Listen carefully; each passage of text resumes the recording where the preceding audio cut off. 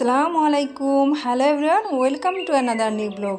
আমি ইতি শেষ সকাল ব্লগ থেকে বলছি। কাছে দূরে যে যেখান থেকে আমার আজকের ভিডিওটি দেখছেন, আশা করি আমার প্রিয় সকল আপু ও ভাইয়েরা অনেক অনেক ভালো আছেন, সুস্থ আছেন। আর যারা ভালো নেই কিংবা অসুস্থ, তাদের জন্য রইল আমার পক্ষ থেকে অনেক অনেক দোয়া আর ভালোবাসা। তো ভিউয়ার্স, আমি আজকে নতুন দিনে আরেকটি নতুন ব্লগ নিয়ে হাজির হয়ে গেলাম আপনাদের মাঝে।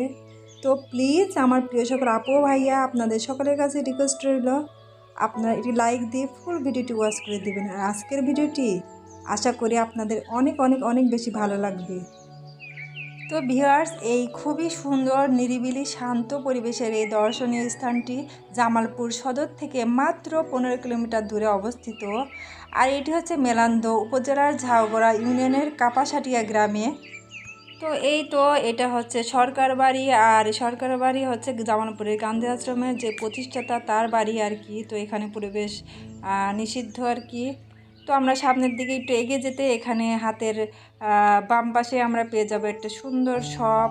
তো এখানে এখন অফ সিজন হওয়াতে শপটা সেই রকম কোনো কিছু নেই, কিছু হাতের কাজের জিনিস আছে আর কিছু খাবার জিনিস আছে আর কি, পানীয় টানীয় বিক্রি করা হয়।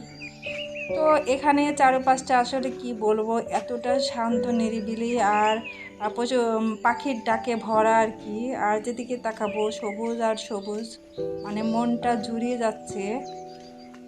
তো যেহেতু অফ সিজন, এজন্য মানুষের আনাগোনা খুবই কম। তো কিছু কিছু মানুষ আসছে যারা এদিক ওদিক সবাই তাদের মতো করে ঘোরাফেরা করতেছে আর দেখতেছে। তো সামনের দিকে কি আছে চলুন দেখি। তো ভিউয়ার্স, এটা হচ্ছে মুক্তি সংগ্রাম জাদুঘর। তো আসলে এই গান্ধীজির আশ্রমটি গান্ধীজির আদর্শে অনুপ্রাণিত হয়ে প্রতিষ্ঠা করা হয় আর কি। আর এই আশ্রমে অনেক সেবামূলক মানে কর্মকাণ্ড পরিচালিত হয়। কিছুদিন আগে মানে সম্প্রতি ভারতীয় হাইকমিশনার জনাব পিনাক রঞ্জন চক্রবর্তী আশ্রমটি পরিদর্শনে আসেন। এখানে প্রতিদিন বহু দর্শনার্থী আশ্রমটি দেখার জন্য আসেন। তো যতটুকু জানতে পারলাম আর কি, মহাত্মা গান্ধীর নেতৃত্বে অহিংস সত্যাগ্রহ আন্দোলনের পথরেখা ধরেই 1934 সালে গান্ধী আশ্রমের প্রতিষ্ঠা হয়। কিংবদন্তি কৃষক নেতা নাসিরউদ্দিন সরকার ছিলেন এর প্রতিষ্ঠাতা, আর তার জ্যেষ্ঠ কন্যা রাজিয়া খাতুন ছিলেন এর প্রতিষ্ঠাতা পরিচালক। তো আশ্রমের এই কার্যক্রমের মধ্যে অনেক কিছু ছিল, যেমন খাদি কাপড় বোনা, তারপর শিক্ষা কার্যক্রম, পাঠাগার স্থাপন, তারপর হচ্ছে স্বাবলম্বন, হস্তকারুশিল্প তৈরি করা, শরীরচর্চা, বৃক্ষরোপণ, স্বাস্থ্যসেবা সহ বিভিন্ন রকমের কর্মসূচি পালন করা হতো একসময় আর কি।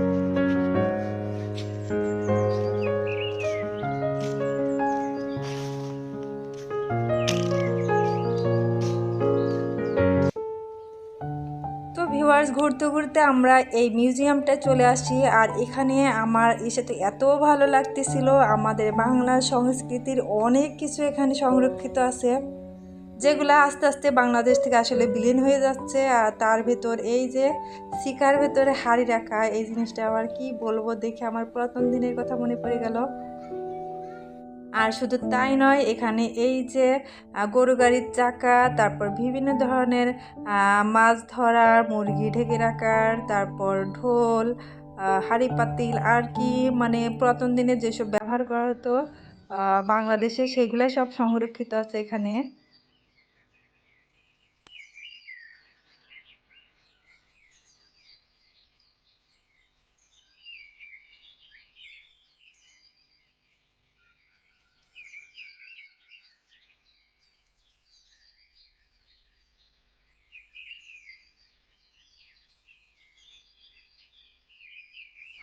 তো ভিউয়ার্স, এই মহাত্মা গান্ধী আশ্রমে আরও অনেক অনেক স্থাপনা ছিল।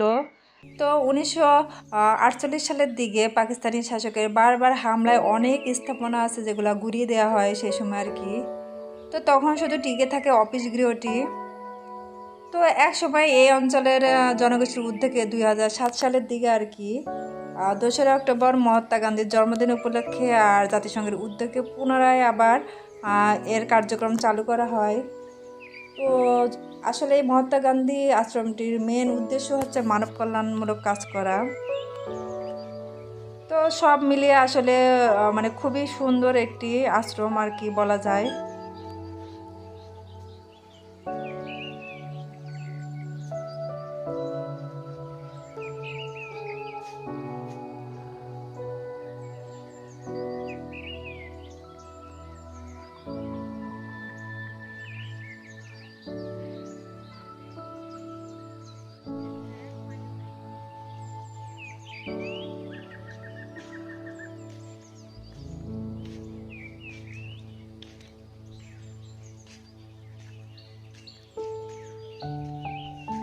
তো ভিউয়ার্স, এই মুক্তি সংগ্রাম জাদুঘরের মধ্যে কি আছে চলুন ঘুরে আসি আর আপনাদের দেখে নিয়ে আসি। তো এখানে হচ্ছে কিছু ছোট ছোট এরকম এই যে লেকের মতো করে দেওয়া আছে আর এগুলোতে পদ্ম ফুল লাগানো আছে, খুবই ভালো লাগতেছিল বিষয়টা। তো এটা হচ্ছে মুক্তি সংগ্রাম জাদুঘর আর এর ভেতরে প্রবেশ করি দেখি কি আছে।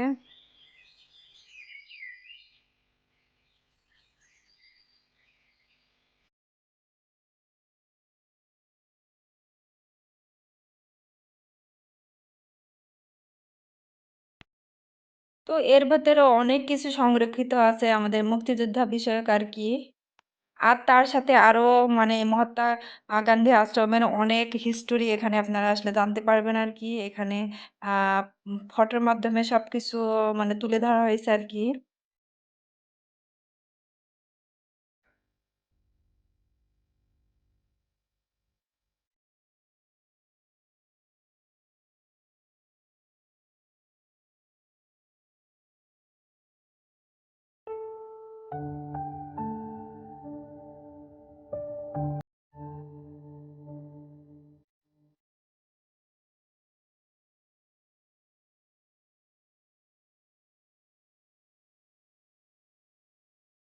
তো এই জাদুঘরের মধ্যে প্রত্যেকটা দেয়ালে গেলে আপনারা এরকম কিছু না কিছু আপনারা তথ্য জানতে পারবেন আর খুবই সুন্দরভাবে প্রত্যেকটা দেয়ালে এগুলা তুলে ধরা হয়েছে আর কি।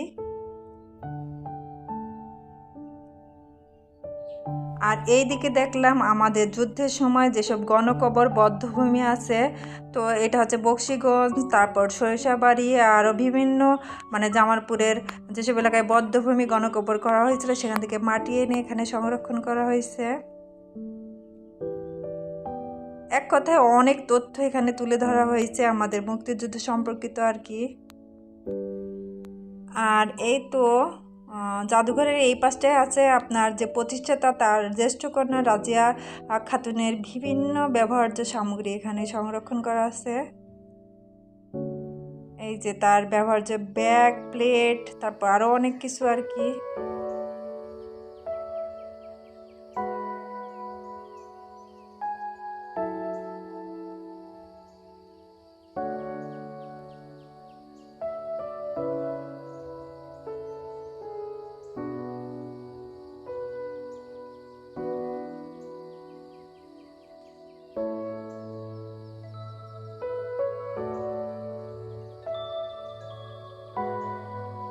তো আমার প্রিয় সকল আপু ভাইয়েরা, আমার আজকের ভিডিওটি আপনাদের কেমন লাগলো কমেন্টে জানাতে ভুলবেন না। আর যদি ভালো লেগে যায় লাইক, কমেন্ট ও শেয়ার করে দিবেন।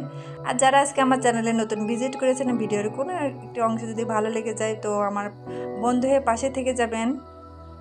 আর প্লিজ কেউ স্প্যাম কমেন্ট করবেন না, সকলে আমার কমেন্টিতে এসে নক দিয়ে যাবেন যারা যারা আমাকে সাব করে গেছেন কিন্তু সাব ফেরত পাননি। আর যারা যারা জামালপুরে আসেন বা জামালপুরে দর্শনীয় স্থানে ঘুরতে যেতে চান আপনারা কিন্তু এই গান্ধী আশ্রমে মানে ঘুরতে আসতে পারেন। খুবই সুন্দর একটি জায়গা আর আপনাদের ভালো লাগবে।